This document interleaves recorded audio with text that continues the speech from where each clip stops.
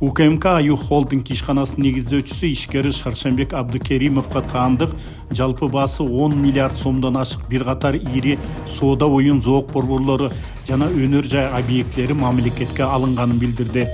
Атайын кызмат Аю холдинг узак убакыт бою милдеттүү салыктарды, социалдык жана башка төлөмдөрдү төлөөдөн качып, мүлкүнүн бир бөлүгүн аффилирленген жактарга каттатып, мыйзамсыз кирешелерди адалдоо үчүн мамлекеттик органдарга жасалма финансылык отчетторду тапшырып турганы аныкталгандыгын кабарлады.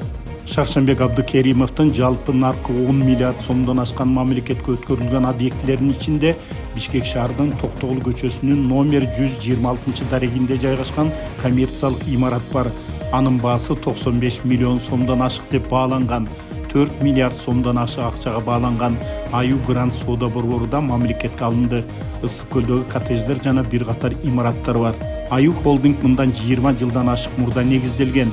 Курамына 30дай ар түрдүү багытта иштеген компаниялар кирет. Анын негиздөөчүсү ишкери Шаршембек Абдыкеримов издөөдө жүрөт. Бишкектин 1-май райондук соту 2024-жылдын 17-апрелинде Аю холдингге байланыштуу козголгон кылмыш иши боюнча Аю компаниясынын директору Тыныбек Исаев баш болгон 5 кызматкерине өкүм чыгарган.